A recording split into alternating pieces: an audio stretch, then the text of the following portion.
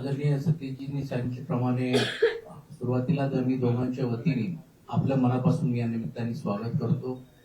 आणि गेल्या खरं तर ही प्रेस 2 दिवस अगोदरच झाली असती, परंतु गेल्या 2 दिवसाच्या दीर्घकाळच्या चर्चेनंतर काल अंतिम स्वरूप त्याला देण्याचं काम आम्ही या निमित्ताने केलेलं आहे. आणि आज पासून एबी फॉर्मचं वाटप देखील करण्याची भूमिका आम्ही घेतली. जसं पंडितजींनी सांगितल्याप्रमाणे एक पर्याय या पुणेकरांना आम्ही देण्याचं काम केलं. आणि आपल्याला आठवत असेल की गेल्या आठवड्यामध्येच आमचे पक्षाचे प्रमुख आदरणीय आदित्य ठाकरे साहेबांनी पण येऊन एक प्रेझेंटेशन देण्याचं काम केलं की या 5-7 वर्षामध्ये सत्ताधाऱ्यांनी पुणे महानगरपालिकेची काय अत्यावस्था केलेली आणि ते त्यांनी दिलेल्या वचननाम्याच्या माध्यमातून ते आता कुठपर्यंत पोहोचू शकले किंवा ते किती पूर्ण करू शकले याचा एका प्रकारे लेखाजोखा आम्ही त्या प्रेझेंटेशनच्या माध्यमातून सादरीकरणाच्या माध्यमातून आपल्या समोर ठेवलं होतं.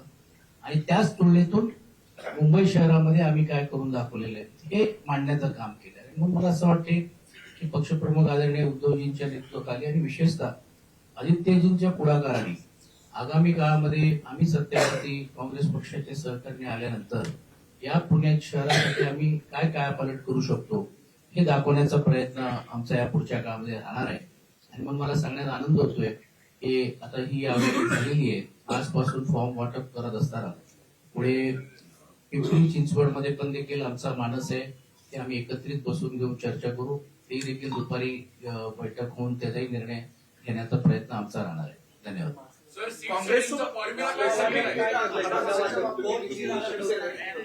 काल आम्ही पहाटे 5 पर्यंत बसलेलो आहे चर्चा करत आणि एकमत आमचं काही सीटांवर झालेलं आहे. जवळजवळ 45 जागा या शिवसेनेनं एबी फॉर्म द्यायचा निर्णय घेतलेला आहे आणि आम्ही जवळजवळ 60 जागा एबी फॉर्म पहिल्या टप्प्यात देण्याचा निर्णय घेतलेला.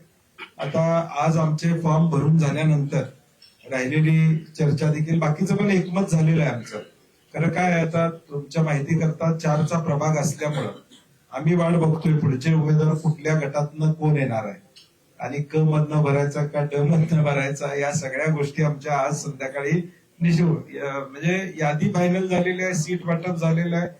फॉर्म्युला सांगण्यापूर्वी वंचितचा प्रस्ताव आमच्याकडे आलेला आहे, त्यामुळे वंचित बरोबर आमची काँग्रेसची चर्चा स्वतंत्रपणे चालू आहे. आणि म्हणून हे घटक पक्षाची चर्चा पूर्ण होत नाही तोपर्यंत आकडा सांगणं जरा संयुक्तिक ठरणार नाही, कारण की आम्हाला त्यांनाही विश्वासात घ्यावा लागेल. आणि म्हणून आज रात्री आमचा फायनल जो टॅली आहे ती दोन्ही पक्षाची, तिन्ही पक्षाची आम्ही तुमच्यासोबत काँग्रेस पक्ष हा देखील चर्चेत होता, तुमच्यासोबत बैठकीत देखील होता, पण ऐनवेळी असं काय झालं की त्यांचं कोणीच नाही झालं? त्यांना तो प्रश्न त्यांना विचारायला पाहिजे. आमची चर्चा राष्ट्रवादीबरोबर 2 वेळा झाली, माझी चर्चा वारंवार त्यांच्याबरोबर होत होती. परवा दिवशी देखील अंकुश काकडेंशी मी स्वतः बोललो होतो की एकदा होय किंवा नाही आम्हाला सांगा, कारण की त्यामुळे आम्हाला वेळ झाला. कारण की ज्यावेळी आपण 3 पक्षांशी चर्चा करतो प्रमुख, त्यावेळी सीट वाटप 3 पक्षात होतं आणि 2 पक्षांची चर्चा होती त्यावेळी सीट वाटप 2 पक्षात होतं. आणि म्हणून यामध्ये आम्हाला उशीर लागायला या चर्चेमुळे झाला. आता तो त्यांचा कॉल आहे, ते आमच्याबरोबर का आले नाही. दादांनी तुम्हाला फोन केला होता सुरुवातीला, नंतर पुन्हा तुम्ही काँग्रेस सोबत आले. मी दरवेळेस तुम्हाला असं काँग्रेस का फसवतं आणि तुम्ही का फसले जाता? राष्ट्रवादी तुम्हाला दरवेळेस फसवतं आणि तुम्ही फसले जाता. नाही, आम्ही फसले गेलो नाही, आम्ही गाफील नव्हतो.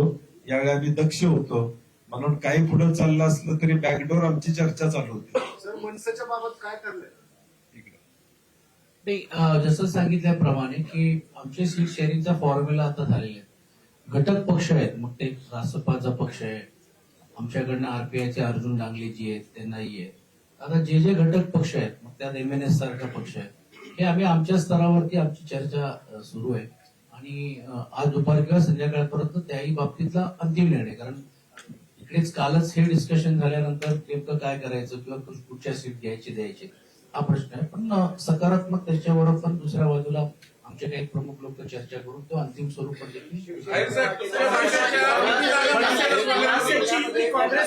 किती जागा सोडल्या?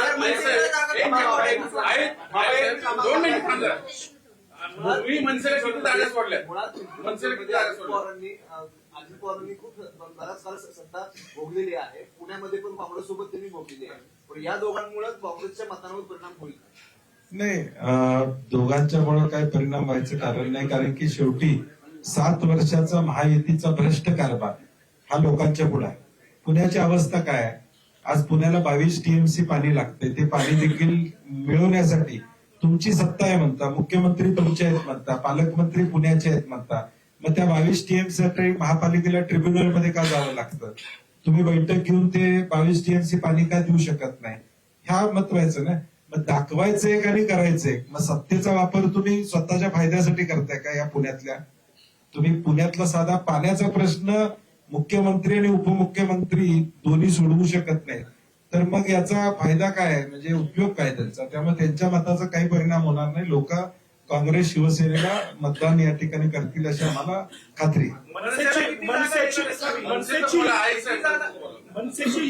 मनसेबरोबर आमची वेगळी चर्चा चालली आहे. आणि त्यांची एक खूप मोठी यादी होती. परत मग 2 चर्चा झाल्या. आदित्य शिरोडकरजीने आमच्या वतीने त्यांच्याशी बोलत होते. त्याची शेवटची एक यादी 32 ची आलेली आहे आणि 21 पर्यंत तरी देखील आमची चर्चा हा अंतिम स्वरूपामध्ये झालेली आहे. अजून थोडेफार काहीतरी वर खाली करून घेऊन ती चर्चा होईल. पण मी यासाठी ऑन रेकॉर्ड बोलत नव्हतो की जोपर्यंत होत नाही तोपर्यंत आपण चर्चा करण्यात अर्थ नाही. तर पूर्ण झाल्यानंतर मग स्पष्टता आपल्याला बोलता आलं असतं. म्हणून ती चर्चा झाली. मला वाटते दुपारी आमची अंतिम बैठक होती. पण मनसेची युती फक्त शिवसेनेसोबत आहे का काँग्रेस सोबत आहे? आणि कारण आमच्या- चर्चेत दुसरं कोणी दिसत नाही. आमच्या- कारण मनसेला ती जागा तुमच्या आमची ऐका घटक पक्ष म्हणून घेऊन आम्ही आमची आता काही भागांमध्ये त्यांच्याबरोबर त्यांची युती आहेत नाही आहेत, काही भागावर आमची पण नाही आहे. उदाहरण द्यायचं असेल वंचित आहे, तर वंचित तिकडे मुंबईला आमच्यावर लढणार आहेत की नाही हा प्रश्न आहे. पण तो शेवटी विरोधातली जी पक्ष आहेत ते एकत्र यायला पाहिजे ही त्याच्या मागची भूमिका आहे. आणि म्हणून तिकडे काँग्रेस पक्षांबरोबर त्यांची चाललेली आहे. तर आम्ही पण इकडे अशी भूमिका घेतली की वंचित हे तुम्ही तुमच्या कोट्यातून चर्चा केली पाहिजे आणि बाकीचे जे घटक पक्ष जे आमच्या बरोबर आहेत त्याला आम्ही आमच्या बरोबर करू. म्हणजे सिंपल आहे, काही नाही आहे. या आघाडीला पोर्टेबल आघाडी म्हणायचं का? पोर्टेबल नाही, आता कॅबिनेटला दर आठवड्याला कॅबिनेटला बसणारे जर वेगवेगळ्या निवडणुका लढवत असतील तर आम्ही निदान विरोधी पक्षात आहे. त्यामुळे त्या श देण्यासाठी आम्हाला जी पावलं उचलायला लागतात ती उचलावं लागतं. पण राज ठाकरे हिंदुत्वाचा विचार मांडतात, त्यांचं सगळंच माहिती आहे. तुम्हाला मनसेचं माहिती आहे का? माझा ऐकायला विचारायचं बोल. मुद्दा काय आहे? तुम्ही मनसेला एक्झॅक्ट किती जागा सोडणार आहात? किती सोडले ते ते मी सांगितलं ना तुम्हाला, ऑलरेडी बोललोय मी. किती मनसेच्या उमेदवारांचं आकडा येऊ शकतो. काँग्रेस कसं करणार मग? पहिल्या टप्प्यामध्ये आकडा किती? मी ऑलरेडी तुम्हाला सांगितलं 32 ची त्यांची यादी आहे. आमची 20-21 ची सकारात्मक चर्चा झालेली आहे. अजून त्यामध्ये वर खाली करून घेऊ, तो आम्ही चर्चा चालू आहे. निर्णय दृष्टिकोन घेऊ. दोन्ही लॉक कितीला होणार? पक्षातून जाणार आहेत. आज दोन्ही पक्षातून फॉर्म दुपारी बोलू ना. मनसे भरणार आहे का काही? आज त्यांचं झालंच नसल्यामुळे मग आमची चर्चा अंतिम व्हायची. त्यांच्याशी आता दुपारी चर्चा होऊन ते संध्याकाळी होईल. तो फॉर्म्युला आहे ना, तो फॉर्म्युला आमचा आहे, त्यांचा तो होईल. तो त्यांचा विषय, कधी त्यांनी द्यायचं काय करायचं. ही आघाडी 165 जागांवर उमेदवार देऊ शकेल का? 100% आमच्याकडे उलट त्याच्यापेक्षा जास्त उमेदवार इच्छुक त्या ठिकाणी आहेत. इच्छुकांची संख्या कमी नाही आहे. 165 पेक्षा जास्त उमेदवार आमच्याकडे इच्छुक आहेत. आणि या इच्छुकांच्या संख्येवरून आम्हाला जो मेसेज येतो लोकांच्या मध्ये की जे महायुतीचा जो काय कारभार आहे तो लोकांना रुचलेला नाही, जे नवे वेगवेगळे कायदे केलेले आहेत, म्हणजे महापालिका ही स्वायत्त संस्था म्हणून आपण त्या ठिकाणी मानतो. हा पब्लिक डोमेन मध्ये विषय आलाय का नाही मला माहित नाही, परंतु 29 ऑगस्टला एक अध्यादेश कायदा करून या महापालिकेतल्या प्लॅनिंग ऑथॉरिटीचे अधिकार हे टाउन प्लॅनिंग डेप्युटी डायरेक्टरला दिले. नाही, आता कमिशनरला महापालिकेत किंमत नाही आहे. डीपीचे अधिकार टाउन प्लॅनिंग आता डीपी महापालिका करते. त्यात स्ट्रक्चरल प्लॅन नावाचा एक कायदा टाकून, एक शब्द टाकून त्याचे अधिकार एका विशिष्ट तारखेनंतर जॉईंट डायरेक्टर टाउन प्लॅनिंगला दिले. म्हणजे आता महाराष्ट्रातल्या कुठल्याही महापालिकेचा कमिशनर, महापौर, निवडून आलेला नगरसेवक हा बॉस नाही आहे. आता त्या महापालिकेचं प्लॅनिंग सुद्धा जॉईंट डायरेक्टर टाउन प्लॅनिंग करणार. हे अधिकार महापालिकेचे काढून घ्यायला चाललेले आहेत. त्याच्या विरुद्ध आमचा लढा असणार आहे. लोकशाही या महापालिकेमध्ये टिकली पाहिजे. कायद्याच्या माध्यमातून स्वतःच्या हातात सगळे अधिकार. आता जॉईंट डायरेक्टर कुणाचं ऐकणार? मुख्यमंत्र्यांचंच ऐकणार. आणि म्हणून हे सगळे विषय अनेक आहेत की जे विषय घेऊन आम्ही लोकांच्या पर्यंत जाणार आहोत. विषय असा आहे, मागाशी तुम्ही सांगितलं की 45 जागा शिवसेनेला फायनल झाल्या, त्यातले 21 जर यांना गेले, शिवसेनेला जागा किती नाही, अजून आमची चर्चा आहे ना, हे फक्त आता जे 100 राहील झाले जागा त्यामध्ये अजून बाकीचे जे सीट्सची जर ऑलरेडी होणार आहे त्यात मग आम्हाला मॅक्झिमम किंवा त्यांना कमी जास्त तो डिस्कशन पॉईंट आहे. तेही आपण 90% झालेले आहेत. काही ठिकाणी आम्हाला असं वाटतं की इकडे हे नाही करावं, कारण कसं आहे शेवटी प्रभाग रचना आहे 4ची. एकाच कॅन्डिडेट त्यांचा स्ट्रॉंग भेटतो, एकाच आमचा आहे. एका ठिकाणी कुठेतरी समजा आमच्या कॅन्डिडेटला आम्ही सांगतोय की बाबा तुम्ही महिलामध्ये लढा, कुठे ओबीसीचा विषय येत आहे, काही भागामध्ये ओबीसीचा कॅन्डिडेट त्यांच्याकडे मजबूत आहेत, आमच्याकडे नाहीये. तर अशा गोष्टी पण आहेत. म्हणून मग असं ठरलं की तिकडे एकमत झालंय तर तिकडे आज किमान एबी फॉर्म तरी देऊया. बाकीच्या याच्यामध्ये पण 90% झाले, 5-10%चा विषय आहे. आणि आपण आता जे म्हणत होतं तसं की शेवटी हे लक्षात घ्यायला पाहिजे किंवा ज्यावेळी आम्ही एकत्रित एक पर्याय विरोधी पक्षात दिले, कारण भारतीय जनता पार्टीचा हा पूर्ण प्लॅनिंग आहे की पुणे महानगरपालिकेमध्ये आणि पिंपरी चिंचवडमध्ये ऑपोजिशनच ठेवायचं नाही. बरोबर. आणि हे तुम्ही जर बघितलं असेल की ज्यावेळी मुख्यमंत्र्यांनी पहिली स्टेटमेंट दिली की तुम्ही राष्ट्रवादीवर जाणार का, त्याला की आम्ही काय वेड्या आहोत का किंवा राष्ट्रवादी काय, आम्ही ऑपोजिशनला स्पेस का द्यायचं. म्हणजे ह्यांची ठरलेली महायुतीमधून आम्ही इकडे लढू, तुम्ही हे लढा. आणि ऑपोजिशनचा स्पेस करत असताना जे डाव रचण्याचा प्रयत्न केला की आमच्याच घटक पक्षाला गेले 2 दिवस चर्चा करतो काहींना राजकीय आजार झाले, आता ते दिसेल थोड्या दिवसात कुठचे आजार झाले, काही चर्चेमध्ये होते, करतोय म्हणून सांगितलं आणि मग नंतर त्यांनी माघार घेतली. तर आम्हाला तर एक पूर्ण प्लॅनिंग हा त्यांचा असा आहे की उद्या विरोधी पक्षाचे उमेदवारच राहता का म्हणून कोणीतरी अगोदर विचारलं की तुमचे 165 येते का. आता परिस्थिती अशी आहे की त्यांच्यातले अनेक लोक आमच्या संपर्कात यायला मागतात, ते आमच्याकडे सांगतात की थांबा जरा, 1 दिवस थांबा, 1 दिवस थांबा. आणि आता स्पष्ट बोलायला हरकत नाही, काही भागांमध्ये तोही स्ट्रॅटेजीचा भाग आमचा आहे. म्हणूनच आम्ही उद्यापर्यंत आम्ही फॉर्म्स ते एबी फॉर्म्स पण आम्ही वाटप करणार. एक गोष्ट नक्की आपल्या माध्यमातून पुढे करायला हे समजायला पाहिजे की विरोधी पक्ष म्हणून जर हे सत्यामध्ये जर परिवर्तन करायचं हे लोकांच्या मनामध्ये, तर हा पर्याय हा काँग्रेस आणि हा शिवसेना असू शकतो. कारण राष्ट्रवादी काँग्रेस पक्ष हा सत्तेतलाच पक्ष, त्याचा उल्लेख बंटीजींनी केलं की त्यांना काही गोष्टी करता आल्या असत्या, ते फेल झालेले आहेत. आणि ऑपोजिशनचा स्पेस राहू नये म्हणून ते एक स्पेस तयार करायचं आणि नंतर मग परत सत्तेत सामील व्हायचं. म्हणजे एवढंच जर वाटत असेल तर राष्ट्रवादी अजितदादा गटाने हे जाहीर केलं पाहिजे की बाबा महानगरपालिकेमध्ये आम्ही बहुमतावर आलो तर आम्ही बहुमत आम्हाला मिळालं नाही तर आम्ही भारतीय जनता पार्टीवर जाणार नाही, हे जाहीर करावं त्यांनी. म्हणजे आम्ही समजू की हा यांना खरोखरच एक विरोधी पक्षाची भूमिका घेऊन लढायचंय. म्हणजे बोलायला वेगळं बोलायचं, कॅबिनेटमध्ये एकत्र बसायचं आणि 15 दिवसाचा म्हणजे काय म्हणतात तात्पुरता घटस्फोट घ्यायचं आणि परत आम्ही एकमेकांशी एकत्रित बोलून घेऊन गप्पा मारायची, अशी भूमिका त्यांची दिसते.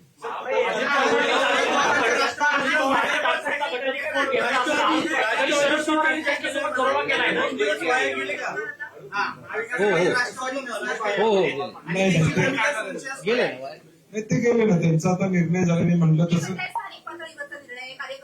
नाही, तिथलाच विषय आहे ना तो, तिथलाच विषय आहे. आता काही ठिकाणी आता नागपूरला राष्ट्रवादी बरोबर युती आमची त्या ठिकाणी झालेली आहे. हा लोकल लेवलचा विषय, इथं तर आमच्या बरोबर नाही. नाही त्याचा फटका बसणार नाही. विषय होता. स्थानिक पातळीवर तिन्ही म्हणजे महाविकास आघाडी आणि अजित पवार यांची एकत्रित बैठक झाली, जागा वाटापासून सूत्र ठरलं, सगळं झालं. असं असताना मग काँग्रेसने वरच्या प्रदेशच्या नेत्यांनी ऐन वेळी का भूमिका अशी घेतली की अजित पवारला बरोबर नाही घेतली. ऑफिशियली कुठलीही बैठक किंवा ऑफिशियली चर्चा झाली नव्हती. शेवटी प्रस्ताव येत असतात, अनेक गोष्टी होत असतात. शेवटी प्रदेशवरून एखादा निर्णय होतो की आघाडी कुठली करायची. आणि मी प्रभारी असल्यामुळे यांच्याशी चर्चा करत होतो, काय नेमकं त्यांच्या मनात आहे ते तरी घ्या म्हणलं, बघूया तरी त्यांचं मन ओळखता येते का, प्रयत्न केला, आम्ही ओळखता आलं नाही. याचा अर्थ आणि त्यांनी परस्पर निर्णय घेतला आणि हे अजिबात नाही, माझ्याशी चर्चा केली होती. आणि आमचा स्टँड हा पहिल्यापासून क्लिअर होता की कुठल्याही प्रकारे अजितदादा गटावर आम्ही जाणार नाही किंवा चुकीची चर्चा होणार नाही. त्यांना एवढंच जर असेल तर त्यांनी सत्तेतून बाहेर पडावं, आम्ही चर्चा करायला पण तयार आहोत. तरी पण काँग्रेस करत होता ना तुमची. नाही ते ऑफिशियली नाही, अनऑफिशियली तर होतं. बरोबर घेतलंय काँग्रेसनं नाशिक.